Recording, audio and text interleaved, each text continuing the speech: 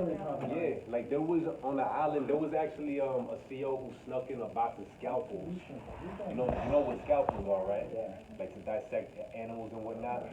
And he was low key blood, and he brought that in for like his blood homies, cause dudes be boofing, and they like for real, like, and it's like that's his own thing where it's like now you not only you got to think about like if you're locked up in it, not only you got to think about what I'm saying, like the people in your unit, your celly, just everybody like on the tier in general. You got to think about is the CO in on there, you know what I'm saying, like all that stuff because it really gets grimy. Like a lot of things have changed, at least on the island specifically in regards to like now people gotta report more like CEOs, like if they put their hands on you like for whatever reason, that's use of force. So now they gotta, you know what I'm saying, and CEOs hate paperwork, cops in general hate paperwork and suck at it. Hours of writing up what happened from start to finish. And like they have like their own like internal investigation team in DOC or whatever. But I mean you're still union protected. You know what I'm saying? So like the only way you could really get knocked as a CEO is like doing that kind of stuff, you know what I'm saying? Like you're down on the low, whatever, you're smuggling stuff, doing all that, and it's like, to be honest, like on the island itself, like the union delegate officer, who's basically he was there for over 20 years, Norman Seabrook, top dude, you know what I'm saying? Like everybody knew his name. He got caught for embezzling millions of dollars from the pension fund into his own accounts. And this is the union delegate officer for like all the corrections officers. You know what I'm saying? And he was there. I was only working in DOC for 1 year, but that happened in the year that I was there. Another thing that happened while I was there, you know what I'm saying, or at the end of me being there, the commissioner Pont, he vacated his position because he was mismanaging money, all that stuff. And then I actually knew a assistant commissioner, um, assistant deputy commissioner who she got fired because she didn't get fired, she got demoted because basically she was trying to do favors for somebody in the jail facility, and that person happens to just be her boyfriend. You know what I'm saying? And she's an assistant deputy commissioner, but her boyfriend is locked up, but they didn't fire her. They just demoted her. But it's like that's the kind of stuff that happens just even like on the staff side of things. So it's like, you know, have you ever seen somebody like come back from doing a bunch of box time and they're like crazy and you heard about like mental breaking? I mean, I've seen some crazy stuff, but like you spoke about like mental health, like how right. these people are messed up. Like sometimes when you go to jail, they say, yeah, you're in jail. You said it's like a different world, and you don't know when you can come out, right? Right. Because like you can get 6 months, but that 6 months could turn to life. From what I hear, right. You can get into a fight and end up killing somebody. Yeah, you can. And now you right. can and now you have more having time. to do box time too. Like on top of getting your more time, you got to right. box. They can put you in a box for about 33 months and come out, you crazy. You know right. what I mean? Well, you know, there's two ways I look at it. If you're not crazy, you're going to be crazy. Yeah, that's a fact. Because they're going to turn you into an animal. You develop PTSD. Definitely going to do that. I had students that, suffered from a lot of traumatic, experiences of being in prison, as well as coming in with mental health, disorders and diseases and illnesses and all that good stuff. But you mixed in, so even if somebody on a tier know that this guy ain't got it, he still ain't safe. So it don't make a difference. Yeah, he might tweak out any given time, but the numbers don't even add up. You got 5, 6 guys that will take you out, and knowing that you is not right in the head. You know what I'm saying? So, starting going back to the medication. Sometime in class, they be like, I'll be conducting my class, and they're like, they'll walk to each door, they go, medication, and they go to the door, and they go to another medication. It's like the whole damn class get up. Right. I gotta get recess. It's like, all right, take a 10-minute break. Because the lines are so long for all types of, antidepressants and all that stuff. You know what I mean? Because a lot of dudes, a lot of people, and women, again, you being locked up, and you only got a certain amount of movement throughout the day, you know, and used to being free. That's a whole different ballgame. And if you've been in and out, you already know what this is all about. So you have a combination, and then if you coming in, you know, with mental health issues, then, you know, it's like layers of it. It's so many layers to it. But when they call out medication, I thought the whole damn prison was on drugs because they have like two entrances, and the lines be wrapped. And it doesn't matter how cold it is outside or how hot it is outside. You're gonna need, you know, you're gonna need those meds in order for you to function. You know? So, going back to the officers, the correctional officers, and you thinking that, yeah. But again, you go back sniffing to an officer about like, yo, this guy, this guy, whatever. They might be the one to pop the door at the nighttime when they do count. And everybody in their unit, they be like, yo, my man grabbed it already. Boom, pop the door, everybody just bum rush in. Start shaking you up, stabbing you, stomping you out. What you gonna do? It's over. And then the worst part is like some of the cell doors, like you mess around with it a little bit, you could pop it open. Like there's like just on a regular tier, like the units that I used to work on the island, like you go in the unit, there's 30 cells, you know what I'm saying?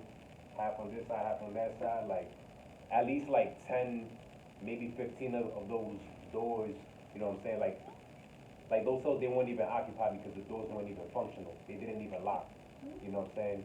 And that's only of the ones that they knew didn't lock.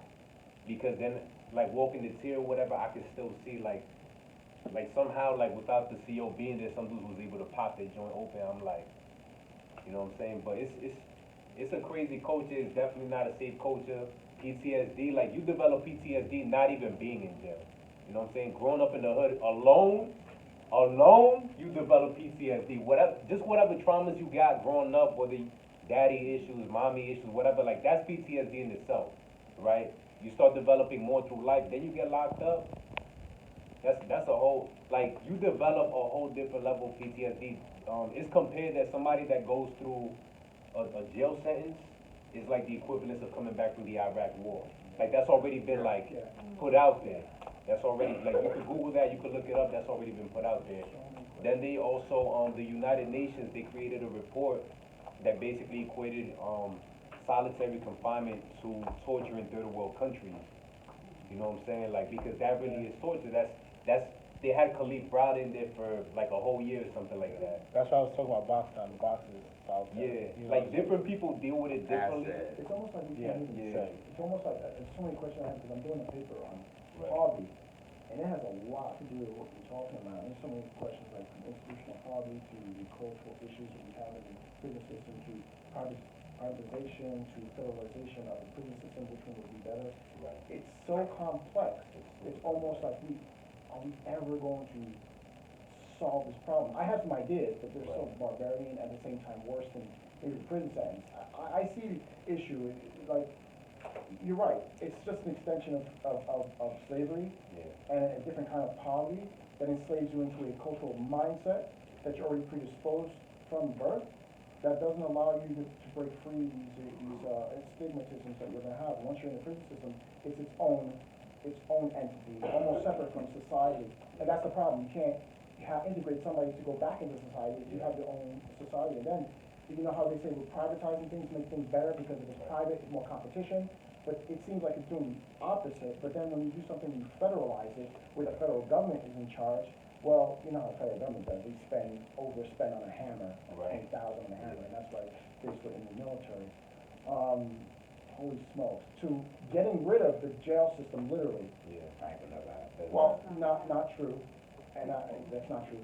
Because there's so many things with overpopulation of humans, because we don't have a moral directional compass where we're bringing in children into the world that we can't even provide or support or give that moral structure, and then you have a society which doesn't have anything really figured out.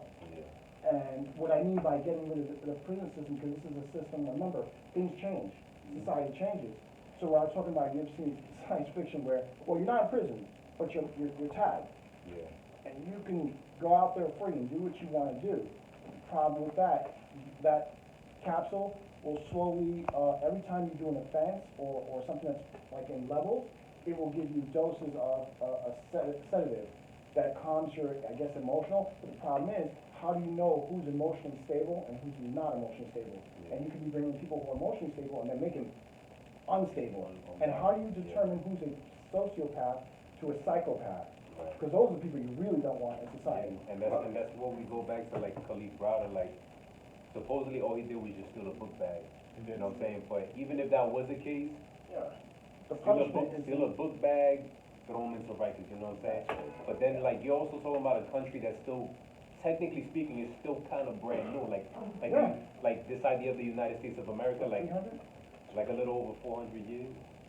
But, what- 230 yeah, well, years. yeah, in this technical form. So it's like, we still haven't really built our identity, but it's still gonna take, in my opinion, generations for the whole system to, because the thing is, it goes back to origin. Like, it's not about correction, it was punitive, you know what I'm saying? It's not about repentance, in the way that people make it seem, or it's about correction, it's about revenge, you know what I'm saying? An eye for an eye, tooth for a tooth, as opposed to, you know what I'm saying, live by grace or whatever, like, so it's just bugged out that, and I get it, a lot of it is steered by emotion, you know what I'm saying? But the reality is that these are individuals, like they're gonna come back into our community. The average person will come back because the average bid is about 10 years, you know what I'm saying? And look at the situation with pot smoking, big one. Right. Like, especially in neighborhoods in California, where your white affluent kid gets busted, you know, he gets that community service, whatever, but then you have a African American or Hispanic kid get busted, oh, you go to jail. Yeah. It's a whole different. Let me way just add of something going to there. the whole thing, is that, the reason why I said it's never gonna change, and like I said, it might be dead and gone for this to change. Right, yeah. The sort of simple fact that to incarcerate one person in the state of New Jersey is $29,000. To incarcerate someone in New York State is $60,000. Right. So if you look at the demographics of how to get money, it's a business. You see what I'm saying? It's about business. It's like right now, with the slavery thing, you know, and in most prisons, they make their own clothes, everything. License plates, you name it. What really bugged me out was, you know, like, you know how, you get work study jobs and stuff like that on campus, where, like, you got, they put the place in the office and you make this kind of money, and, it ain't much, but it's something in your pocket. In prison, a high-paying job is $3. You can make it, huh? Hourly rate, like how? No, that's a day. Damn. So you can make 50 cents, or you can make up to $3. Working like in an office, running papers, Xerox papers and stuff like that, working with somebody that, may trust you. I mean, there's levels of working your way up to that status, but again, working like in the education department, I was working on a site. I had guys that was my TAs. So if I said, collect the homework, go make me some copies, whatever, they making $3 a day.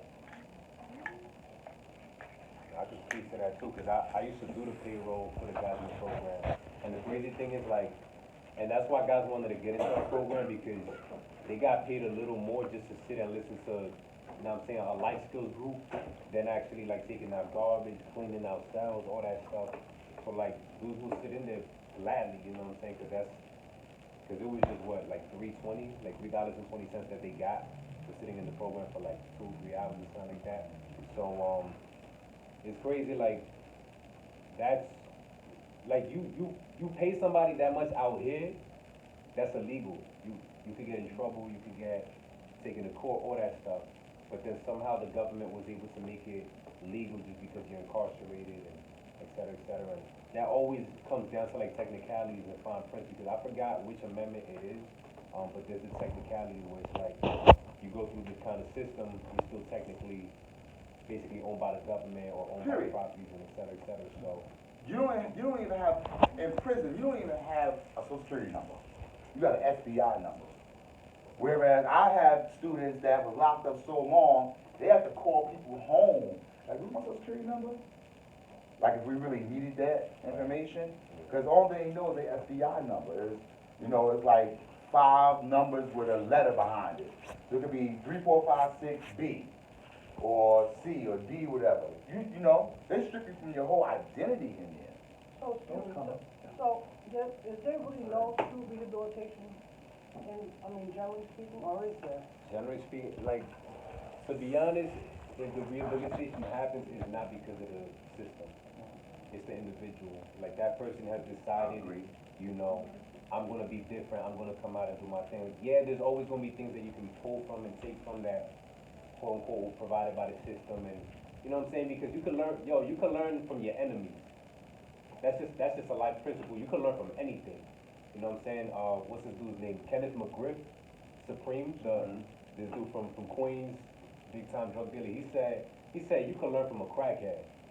You know what I'm saying? He's a drug dealer.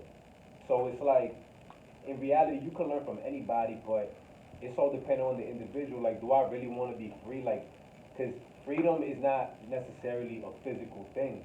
It's a mental thing. Like we always said while we was in there to the guys, like, your body might be locked up, but your mind can still be free.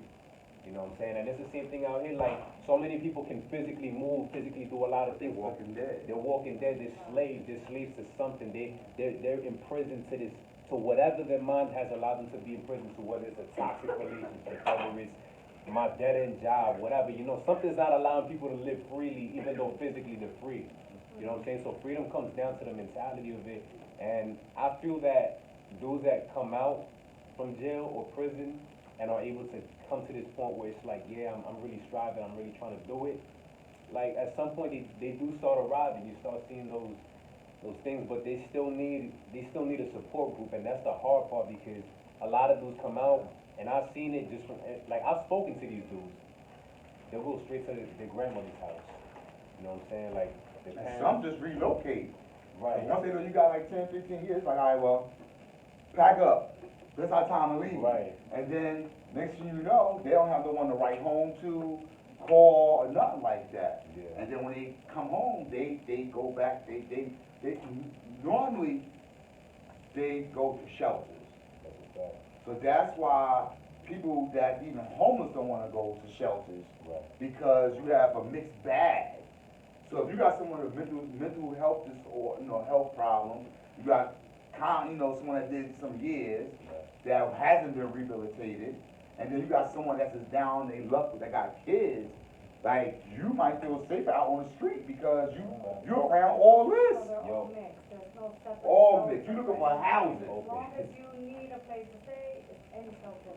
You gotta be there by 8 o'clock p.m. and you out early in the morning, walking around with your little belongings, and you hoping that when you go back at 7:30, you got a bed. Right. And while you're staying there, you're hoping nothing happens, because people get raped in shelters, people get assaulted in shelters. A lot of stuff happens in shelters. A lot of stuff happens in shelters that people will intentionally get locked up just to have a cot and 3 meals. People will actually intentionally get locked up because it's like they don't want to be on the street. Listen, I can't even knock people for not wanting to be in the shelter in reality, because it's like you go in, it's just a whole different It's environment. like baby jail with me. It's like it's like pre-jail before you go to jail. Oh my God. That's how I look at it. Yeah, I mean, I'm just keeping it real, because at the end of the day, I mean, if you ain't got no skills, you got no education, whatever the case may be, and you gotta be out of the shelter by 8 o'clock in the morning, what your day consist of? How can you get a job when you need an address? How can you look for a job when you smelling, or your hygiene, your grooming is not there? And if you got kids and you got your bag, where you gonna put them at to go on an interview? So you kind of like in the catch-22 any way you go, So at the end of the day, like I said, it's more than what the eye can see, because until you actually experience it, it's like, I know you met some guys that was locked up. I had guys that in 18, 20 years come home in 6 months, they back. And they'll sell you a dream that once I leave out of here, I ain't never coming back here ever, ever, ever again. Nah, man, for real. Well, when they get out here in the street, they don't have no resources. They don't have no one to go to. People was reluctant. People was quick to write you letters and say, yeah, when you come home, I'm gonna put some money in your account. I'm gonna wash you up, clean you up. Then when they come home, it's like, oh, they go home. And that's if they wrote some letters. Because a lot of people, they don't get, like, little things like just having a letter, like, the rapper Casanova. Like, he speaks about it super candidly, like, in his interviews. He's like just getting a letter, like, I would smell, like, you know what I'm saying? Like, because he wanted that, like, real closeness to whoever that person was. Like, and it depends on the bid, too. Like, if a person's doing, like, 15 years, you know what I'm saying? Odds are, sadly, like, your mother might have died. You know what I'm saying? Maybe your baby mother or your girlfriend at the time, she moved on with somebody else and took the child with her. You know what I'm saying? So now you're coming back to just a completely different world. Technology changes. Like, there was this one dude that I worked with in Patterson, and I felt so bad. Like my heart really broke for this guy because he did 25 years because he caught a body when he was like in his early 20s or whatever. Yo, this dude was super humble, like, just like, when I would sit down and talk with him and everything, and I'm like, so what do you do, like when you leave from here? He's like, to be honest, man, like, I'm just overwhelmed. It's too much that's happened since when I was here, like, over 20 years ago. Like, I don't even want to be outside because I'm just scared of everything. I'm scared. I don't want to be a part of anything. I just stay home. You know what I'm saying? And that's a real conversation I had, and I'm like, I'm just here, like, yo. You know what I'm saying? Like, reality just smacked the bricks out of my face. You know what I'm saying? Because it's like, you really just had this conversation with somebody. How do you deal with something like that every day? 'Cause you're like the way I see you're like, both of you like stone, you're eventually being chipped away, just mentally. How do you refocus yourself to fight the good fight? Well, Even though it's I don't tell you that, it's useless, because I see it as a garden of weeds that you can't get rid of because the garden doesn't know how to control it. So my solution is you burn it all down. And I know it sounds cynical, but the reason why I tell you that it's gonna change, because you realize artificial intelligence, I'm a computer science man, it's coming. And there's stories of the machine, once machines become intelligent, all these emotions, all these things that we believe in, it goes down the drain. When you have a supercomputer that has the codes to all the nuclear facility, and it tells you, okay, no more war, no more crime. What can you do when robots, in your desktop computer, well, you're gonna have to kill this person, done. It's like they're getting rid of all the ones that are not worthy of being on the planet. Like, what can you do? By It's not- robot. they knew- Yeah, there was a movie about that called Colossus. But the world will change, and eventually the world saw as the computer then now became an entity of its own. Now there is no more crime, there is no more let me tell poverty. you something. The world could change tomorrow. Yeah, They exactly. still have prison. The world can change right now. There's still gonna be prison. I understand where you come from, respectfully. I understand where you're coming from. But you gotta understand, this is a billion-dollar industry. That is not disappearing no time soon. Right now, what they're actually doing is they're integrating technology into prison. Yeah. Because there's some inmates right now, they got iPhones, and like, they got tablets. They pay a fortune just to get a connect. But they also implementing that in the prison. So before they let prison shut down and there's no more business, they're gonna stretch this thing out as far as they possibly It's go. the plantation, like, The plantation. that's what it is. Yeah. You got a question? No, like, how, so basically that they call and they're like locked up, some of them are locked up like 23 hours a day and have that like 1 hour daily. And, so they're basically mad at the world when they come out. How do you guys like, Well, you don't really be around them because, minimum contact with them because they in assets or assets. I mean, 23 and 1. So those are like really violent people that got like bodies under but like, how them. do you have those kind of people? Like, that's. That right there has to be an individual thing because first and foremost, an asset, your living conditions are totally different than an average seller. Okay, like in Northern State, they had 2 sides. okay? And, you know, you got the officer in the bubble, okay? And, you know, they give you hard bed, no spring, no mattress, a blanket, pillow, and a Bible. And that's what you rocking with until further notice. And one thing that, you know, that really bugged me out was that, like, you know, they had somebody controlling the toilet. So there was people that their toilet bowl would fill up with pieces and all that stuff. And the officer was like, you know, I just flushed it an hour ago. I'm not flushing no more, because the flush take care of both sides, flushes everybody's toilet bowl. So what happens is a lot of the officers was getting hit with feces and urine and stuff like that, which also exposes you to, like, you know, diseases and airborne stuff, you know.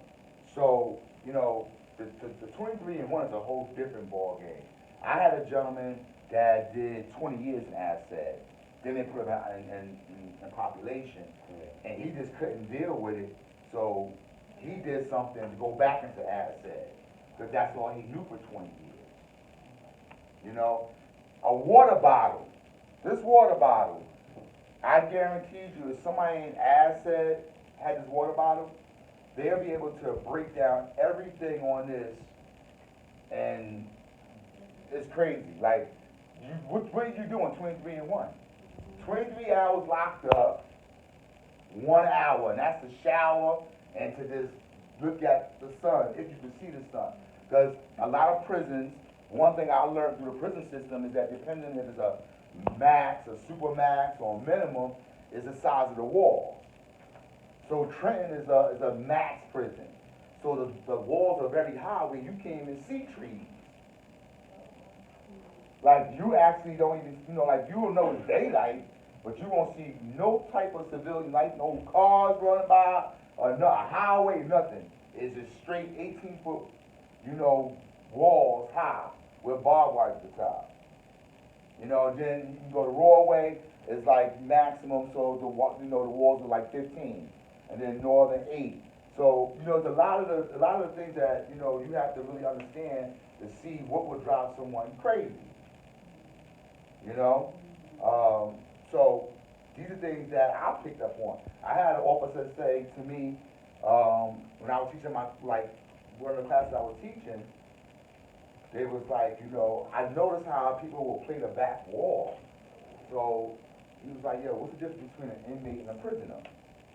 And you would think that that's the same. And it's totally not. Because an inmate is someone there short term, a prisoner is there long term. So prisoners don't have their backs towards nobody. Their back is always towards the wall, because if a fight break out, they're gonna fight their way through. Whereas an inmate will be there for, like, you know, 3 months, a year, whatever. He don't know no better.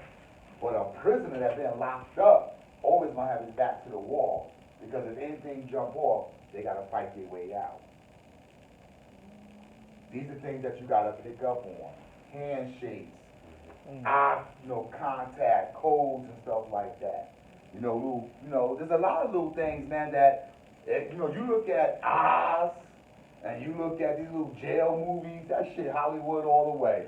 When you up in there, you like, yo, lights, camera, action, it's on and popping. That's a fact.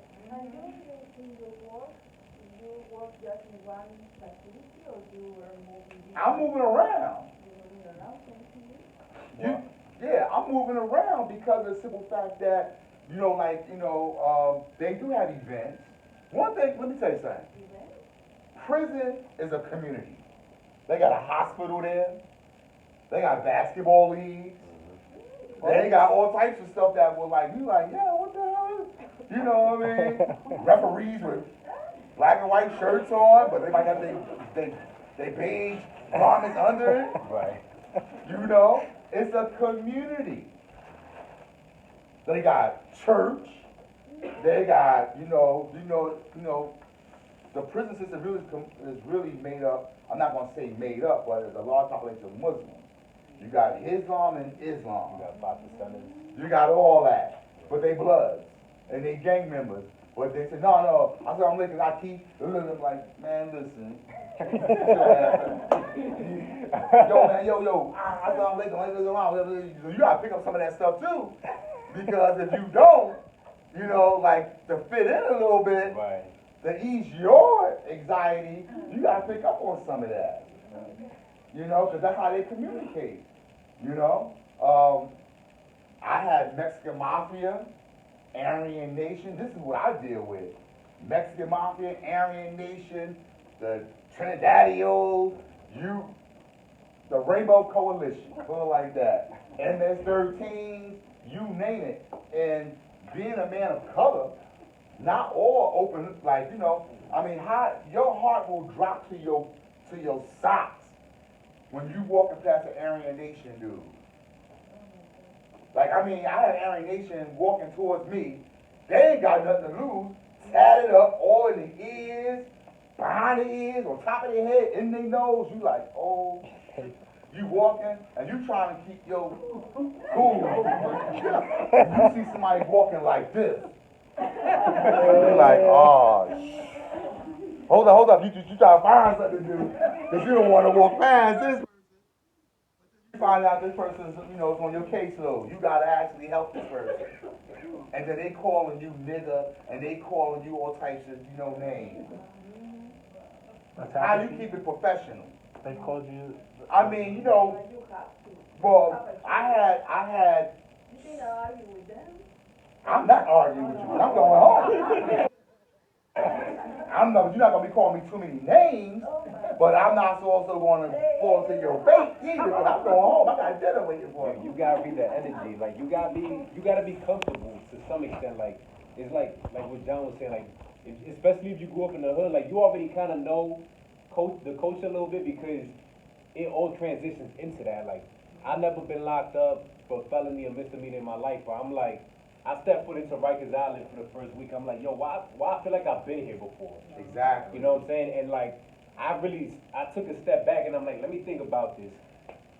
I'm like, yo, high school. You know what I'm saying? Going through the metal detectors, the vibes, the way that the spaces look, all that stuff. You know what I'm saying? But like a lot of that is, yo, it's crazy. But a lot of those things you learn through like high school and just going through public school, like in these hood urban environments, like. It's always transferable into that. So like some dude, cause they funny, right? Like I walked into this little Papi Chulo looking dude or whatever. They like, hey yo, Ricky Ricardo. I'm like, yo, Ice JJ Fish, you better shut your little stupid ass. And I came right back at him. And like the whole housing unit was just gassing, like, yo, he just blazing. You know what I'm saying? But like you gotta show that like, you know what I'm saying? You still walk with caution. Yeah, like you gotta show them respect, like that's like there's like a language, like it's like the like I don't want to say love, right? But it's like the love languages kind of. It's like you gotta know how to speak their tongue. So it's like you do that, like for the most part you be alright, but I mean it can still get real. Like I used to walk in like on Rikers, we call anybody that was in a gang or anybody that was like a super dangerous individual, they was in the SR, like they were labeled SRG, security risk group, right? So I don't got no OC on me, I don't got no nice stick, none of that. But I'm still expected to walk into the housing units, you know what I'm saying, sit down with the dudes, chop it up with them, see, yo, how's the program going, this and that or whatever. Sometimes the CO, and I'm saying they could be present, but they're not really present because they might be doing something on the side, whatever. And then on top of that, you're talking about one CO trying to control how many people in one, you know what I'm saying, in one unit. So I mean it got to the point where it's like, and I know it's risky. I'm not saying that anybody should just go in and do something like this, but I got to a level where it's like I'm cool enough with the dudes where I could walk in, you know what I'm saying? Obviously I still got in the front and the back of my mind like anything could still happen. I'm not immune to it, but I'm here like in the middle chopping it up with a blood dude right here, Crip homie here, Latin King there, like because the unit that I was in, at least one of the units, it was mixed.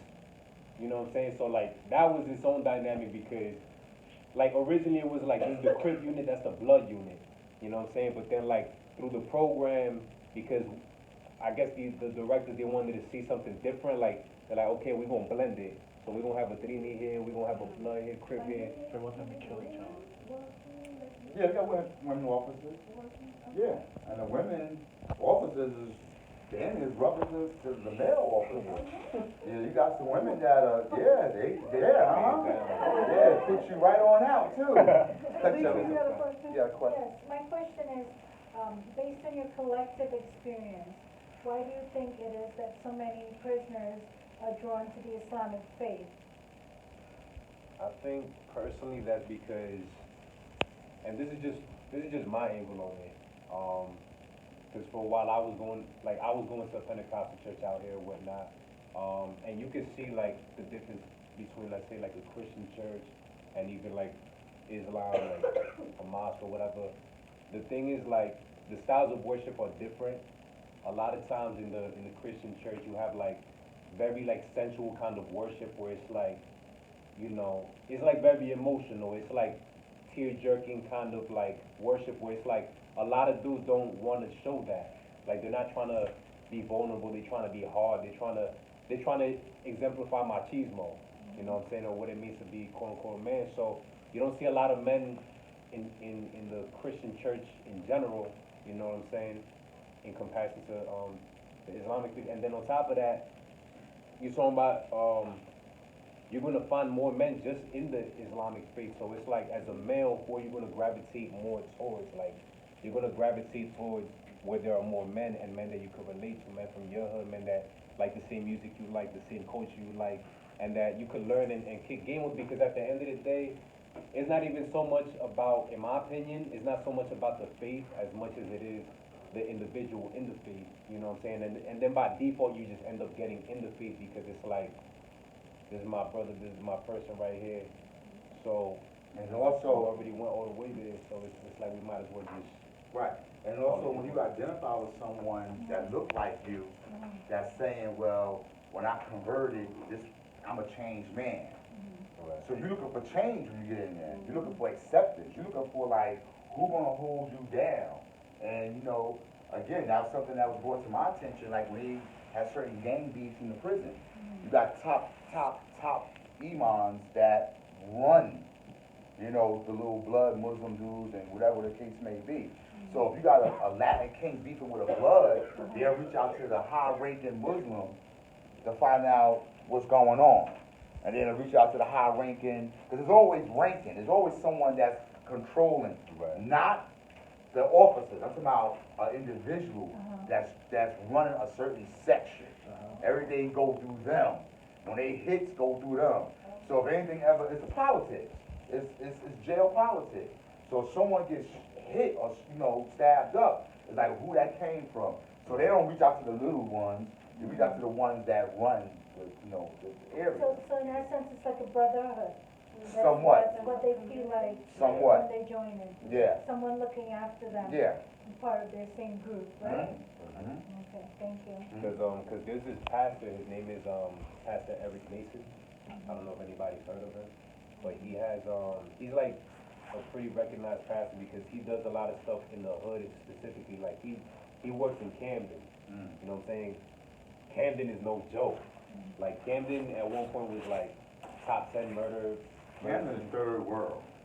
Pretty much, you know what I'm saying? So like he was talking about like even like going back to like the styles of worship and stuff like that. Like there's not as much of a masculine tone, let's say, in like just even like the songs that are used to worship, or it's just the whole feel of it. So like even apart from the relatability aspect of it, it's like it's like just the content itself. Like there's no reason for like this dude who grew up like being super macho or being like a man's man to want to like really be vulnerable and just now start showing this soft side, because that's what worship in most or in a lot of Christian churches leads towards, you know what I'm saying? Like a level of like letting your guard down and letting yourself be. So why do they see following Christianity or the church as a form of vulnerability? Why isn't that seen in the Islamic faith, in the jails?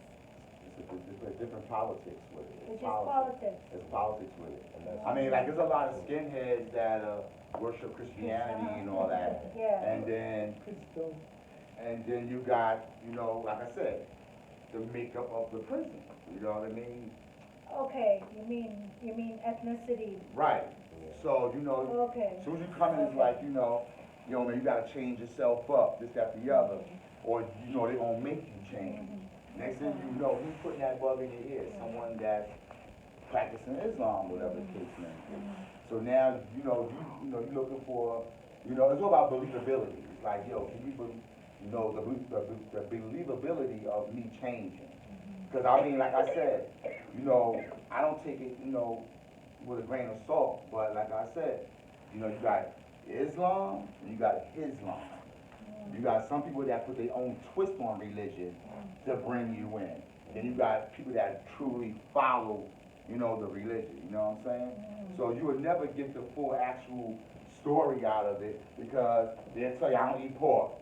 As soon as they get home, they eat pork chops and all this other nonsense, whatever the case may be. They only been home for 30 days. You like, yo. Because I mean, like, from the community, you was over New York, so unless you go to New York or somebody from Jersey that was locked over New York, you might see. Me, I see a lot of people that come home, because I'm in Jersey, I live in Jersey City. So, Northern State is a communist jail. Officers go home every night, it's that the other, it's a communist jail. It's like Hudson